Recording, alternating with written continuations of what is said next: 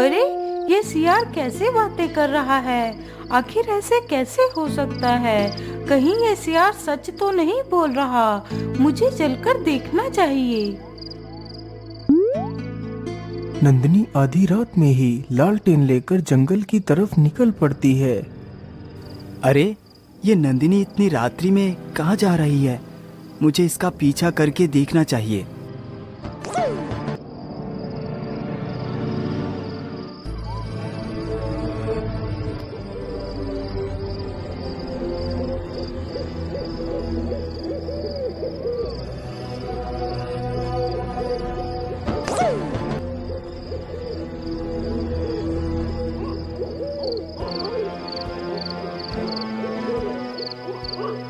किशोर अपनी पत्नी का पीछा करते हुए काफी दूर निकल जाता है।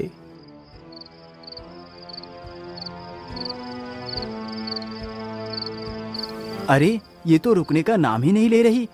आखिर ये जा कहाँ रही है? नंदिनी चलते चलते एक नदी के पास जाकर रुक जाती है। वहीं पर एक सियार बैठा हुआ था। अरे ओ सियार, तुम क्या बोल रहे थे?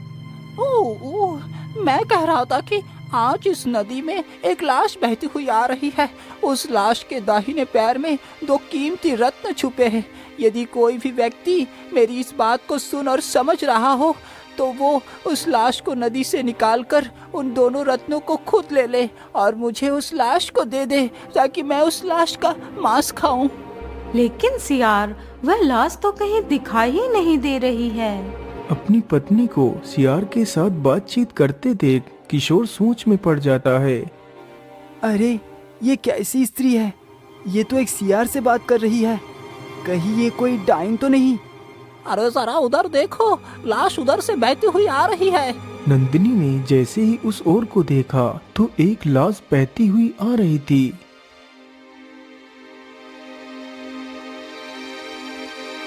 अरे तुम जल्दी से नदी के अंदर उतरो, नहीं तो वो लाश तथा वो कीमती रत्न तुम्हारे हाथ से निकल जाएंगे।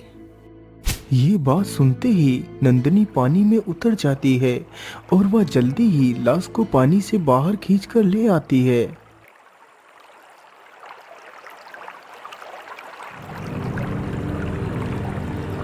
अरे वाह वाह वाह, तुम तो कितनी बहादुर हो। मैंने तुम्हारे लिए लाश को बाहर निकाल दिया। अब तुम मुझे उन कीमती रत्नों को इसकी टांग से निकाल कर दो। अरे नहीं नहीं, मैं उन रत्नों को नहीं निकाल सकता। यदि मैंने अपनी पापी मुंह से उन रत्नों को स्पर्श किया तो वो दोनों रत्न गायब हो जाएंगे। इसीलिए उन रत्नों को तुम्हें खुद ही निकालना होगा। लेकिन मैं कैसे निकाल सकती हूँ? मेरे पास तो कोई खंजर भी नहीं है। वैसे मेरे हिसाब से यदि तुम्हारे पास कोई खंजर नहीं है तो तुम अपने दांतों से ही इस लाश की चमड़ी को फाड़ कर उन दोनों रत्नों को बाहर निकाल लो। अरे राम राम राम, मैं अपने मुंह से इस लाश को कैसे काट सकती हूँ? अरे बेटी, तुम ज्यादा विचार ना करो, जैसा मैं कहता हूँ वैसा ही करो। सियार की यह बात सुनकर नंदिनी ज्यादा कुछ नहीं सोचती। वह अपने मुंह से ही उस लाश की टांग की चमड़ी को काटने लगती है। उधर यह सारा दृश्य देखकर तो किशोर के होश ही उड़ जाते हैं। अरे बाप रे बाप, जैसा मैंने सोचा था ये तो बिल्कुल वैसा ही हुआ। ये तो एक डाइन है। ये तो इंसान का मांस खा रही है। अरे भाग ले बेटा किशोर, नहीं तो ये डाइन तेरा भी नाश्ता कर लेगी।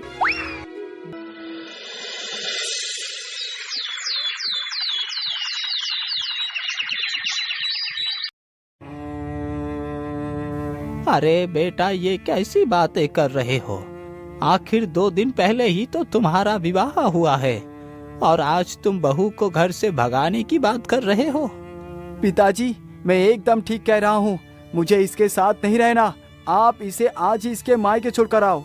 लेकिन बेटा, तुम बहू के साथ रहना क्यों नहीं चाहते? आखिर इसने क्या किया है?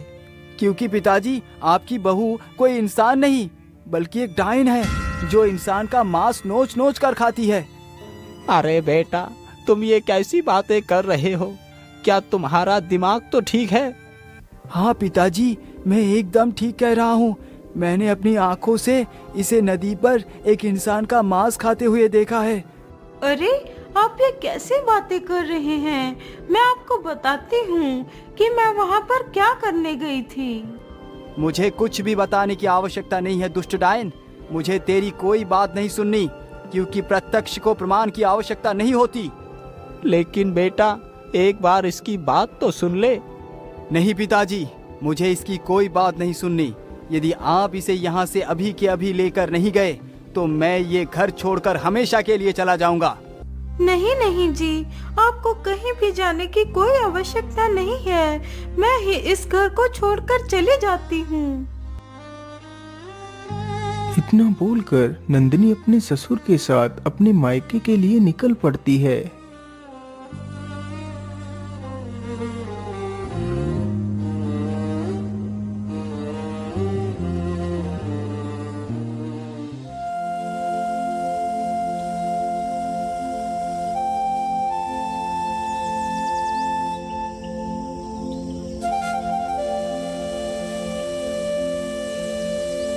वह दोनों चलते चलते काफी दूर निकल जाते हैं। पैदल चलने की वजह से रामलाल तो थक जाता है।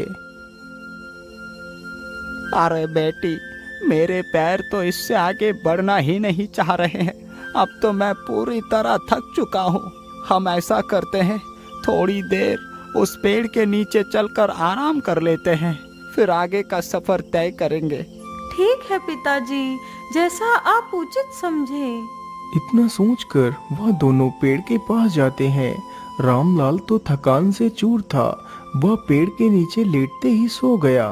उसी पेड़ के ऊपर एक कौवा रहता था। अरे आप लोग इस पेड़ के नीचे ना सोइए, नहीं तो अच्छा नहीं होगा। यदि आप लोग मेरी बात को समझ पा रहे हैं तो यहाँ से तुरंत चले जाइए।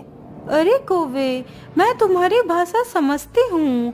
आखिर तुम हमें इस पेड़ के नीचे से क्यों भगा रही हो? मैं तुम्हें इस पेड़ के नीचे से इसलिए भगा रहा हूँ क्योंकि इस पेड़ के नीचे काल रहता है। लेकिन कैसा काल? मैं कुछ समझी नहीं। आखिर तुम क्या कहना चाहते हो? अरे मैं यही कहना चाहता हूँ कि इस पेड़ के नीचे तुम उस बिल को तो देख ही रहे हो। हाँ हाँ कौवे, मैं उस बिल को देख सकती हूँ। आखिर क्या है उस बिल में? इस बिल में एक जहरीला सर्प रहता है। इस वृक्ष के नीचे रुकने वाले सभी राहगीरों को वो डस लेता है और उनकी आंखें निकाल कर खा जाता है तथा उनका सारा धन खजाना लूटकर अपने बिल के अंदर डाल देता है। उस दुष्ट ने मेरे भी नन्हे नन्हे बच्चे को मारकर खा लिया। मैंने कसम खाई है कि जब तक उस दुष्ट को खत्म नहीं कर लूंगा तब तक इस पेड़ को छोड़कर कहीं भी नहीं जाऊंगा। हे कौवे, मुझे ये सूचना बताने के लिए तुम्हारा बहुत बहुत धन्यवाद। वैसे मैंने आपको उस दुष्ट के बारे में सचेत कर दिया। यदि आप बुरा ना माने तो क्या आप मेरी सहायता कर सकती?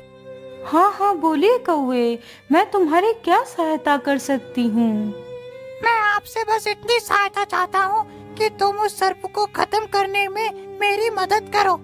तुम उस सर्प को मारकर यही डाल देना, उसे मैं खा लूंगा, तभी जाकर मेरा बदला पूरा होगा और तुम उसके बिल में से सारा धन निकाल कर ले जाना। अरे नहीं काग, ये नहीं हो सकता। लेकिन ऐसा क्यों नहीं हो सकता? कौवे, मैं तुम्हें क्या बताऊं? सियार रटे तो यह गति भई, अब तुम न रटो निगोड़े काग। अरे बेटी, तुम ये क्या बोल रही हो? आखिर ये कौवा तुमसे क्या बोल रहा है? अरे कुछ नहीं पिताजी, आप इस कौवे की बात छोड़िए। चलिए अब हमें यहाँ से निकलना चाहिए। नहीं पुत्री, पहले तुम मुझे सच्चाई बताओ कि आखिर ये कौवा तुमसे क्या कह रहा है और तुमने ये क्यों बोला?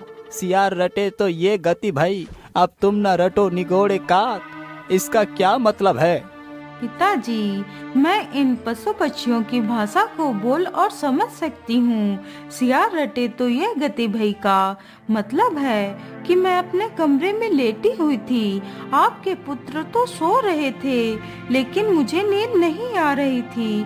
तभी एक सियार की आवाज आई कि नदी में एक लाश बहती हुई आ रही है, जिसके दाहिने पैर में 2 रत्न छिपे हुए हैं। यदि कोई व्यक्ति मेरी इस बात को समझ रहा है तो वह नदी के किनारे पर आ जाए। यह सुन के मैं जल्दी जल्दी नदी के पास जा पहुंची। इसके बाद क्या हुआ पुत्री? पिताजी, मैं नदी पर तो पहुंच गई थी, लेकिन कोई खंजर नहीं ले जा पाई, जिसकी वजह से मैं अपने दांतों से ही उस लाश की टांग को फाड़कर उन दोनों रत्नों को निकाल कर ले आई। लेकिन यह सब कुछ करते हुए मुझे आपके बेटे ने छिपकर देख लिया। उन्हें लगा कि मैं एक डायन हूँ जो इंसान का मांस खाती है। उस सियार के चक्कर में पड़कर ही तो मेरी ये दुर्दशा हुई है कि मुझे अपने घर से ही निकाल दिया गया। यदि तुम उन रत्नों को निकाल कर लाई हो तो वो दोनों रत्न कहाँ है? पिताजी, यह देखिए, यही है वो दोनों रत्न। दोनों रत्नों को देखकर तो रामलाल की आंखें फटी की फटी रह जाती हैं। लेकिन पुत्री, तुमने ये बात किशोर को क्यों नहीं बताई? लेकिन कैसे बताती? उन्होंने मेरी कोई बात सुनी ही नहीं, तो मैं क्या करती? कोई बात नहीं पुत्री, तुम दुखी ना हो। लेकिन इस कौवे ने तुमसे क्या बताया? ये कौवा बता रहा है कि उस बिल में एक जहरीला सर्प रहता है। फिर नंदिनी सारी बात अपने ससुर को बताती है। सारी कहानी सुनकर रामलाल के पैरों तले जमीन खिसक जाती है। पिताजी, वही मैं इस कौवे से कह रही थी कि रत्न पाकर तो मेरी यह हालत हुई है। यदि कहीं सोना भी खोद लिया तो मेरी तो जान ही चली जाएगी। अरे नहीं बेटी, तुम ऐसी अशुभ बात ना करो। लेकिन ये दुष्ट सर्प तो कितना पापी है, पता नहीं इसने कितने मासूमों की जान ले ली होगी। मैं इस दुष्ट सर्प को जिंदा नहीं छोड़ूंगा। कौवे, तुम दुखी ना हो, मैं तुम्हारा बदला जरूर लूंगा। लेकिन पिताजी, आप उसे मारेंगे कैसे? बेटी, ये तो मैंने भी नहीं सोचा। अब तुम ही बताओ, क्या तुम्हारे पास कोई युक्ति है? युक्ति तो है, लेकिन वह बहुत कठिन है। बोल बेटी, उस दुष्ट को मारने की क्या योजना है? हमें उस दुष्ट को खत्म करना ही होगा, नहीं तो वो पता नहीं और भी कितने मासूमों की जान ले लेगा। पिताजी, आप बाजार से एक फावड़ा और एक तलवार खरीद कर ले आइए, फिर मैं बताऊंगी कि आगे क्या करना है। अच्छा ठीक है बेटी, मैं बाजार को जा रहा हूँ, लेकिन तुम इस वृक्ष के पास से हटकर कहीं दूर जाकर रुक जाओ। मैं जल्दी ही बाजार से वापस लौट आऊंगा। इतना बोलकर रामलाल सामान खरीदने के लिए बाजार की तरफ निकल पड़ता है। वह चलते चलते जल्दी ही बाजार को पहुंच जाता है।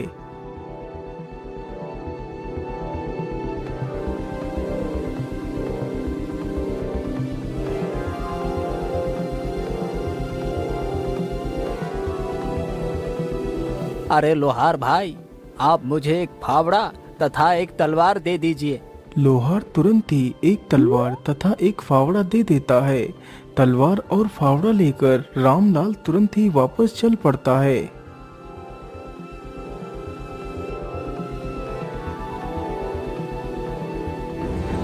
रामलाल जल्दी ही उस स्थान पर पहुंच जाता है जहां पर उसकी बहू खड़ी हुई थी। ये लो बेटी, मैं तलवार और फावड़ा लेकर आ गया हूँ। पिताजी, आप फावड़े को उधर दूर रख दीजिए और तलवार लेकर उस पेड़ के पीछे छिप जाइए। मैं इसी पेड़ के नीचे सोने का नाटक करूंगी। जैसे ही वह सर्प मुझ पर हमला करने के लिए आएगा, तभी आप उस पर हमला कर देना, जिससे वह सर्प मारा जाएगा। अरे नहीं पुत्री, तुम ये कैसी बातें कर रही हो? तलवार लेकर मैं नहीं, बल्कि तुम जाओ। मैं तुम्हें कोई भी खतरा मोड़ नहीं लेने दूंगा। अभी तुम्हारी पूरी जिंदगी पड़ी है जीने के लिए, और मेरा क्या, मैं तो अपनी जिंदगी जी चुका हूँ। मुझे कुछ हो भी जाए तो भी कोई फर्क नहीं पड़ता। अरे नहीं पिताजी, आप ये कैसी बातें कर रहे हैं? मेरे रहते हुए आपका कोई भी बाल भी बांका नहीं कर सकता। इतना बोलकर नंदिनी तलवार लेकर पेड़ के पीछे छिप जाती है और रामलाल चुपचाप वहीं पेड़ के नीचे लेट जाता है और सोने का नाटक करता है। कुछ देर गुजरने के बाद वह सर्प पेड़ की तरफ ही बढ़ता हुआ चला आ रहा था। अरे वाह वाह वाह, आज फिर से एक नया शिकार मेरी प्रतीक्षा कर रहा है। सर्प जैसे ही रामलाल के करीब आता है तभी पीछे से नंदिनी तलवार से उस सर्प के 2 टुकड़े कर देती है। यह देखकर कौवा बड़ा खुश हो जाता है।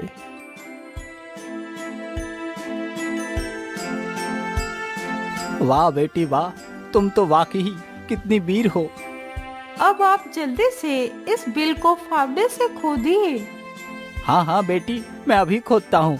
इतना बोलकर रामलाल फावड़े से उस सर्प के बिल को खोदने लगता है। कुछ देर खुदाई करने के बाद उस सर्प के बिल से काफी सारा धन तथा हीरे जवाहरात निकलते हैं। यह देखकर वह दोनों बहुत ही खुश हो जाते हैं। रामलाल जल्दी ही एक कपड़े पर उस सारे धन को एकत्रित कर उसकी एक पोटली बना लेता है। चलो बेटी, अब मेरे साथ घर चलो। हाँ हाँ चलिए पिताजी।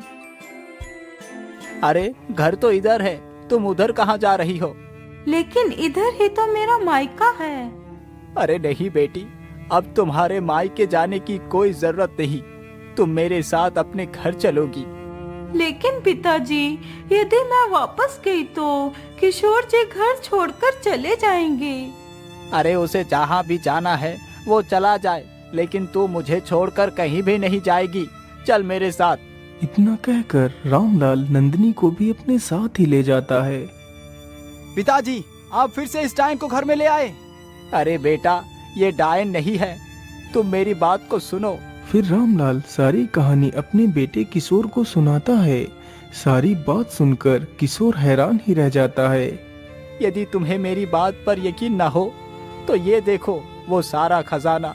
खजाना देखकर किशोर समझ गया कि वह गलत था। नंदिनी, मुझे माफ कर दो, मैंने तुम्हें गलत समझा। अरे नहीं जी, आप मुझसे माफी मांगकर मुझे लज्जित ना करें। गलती तो हर किसी से हो जाती है।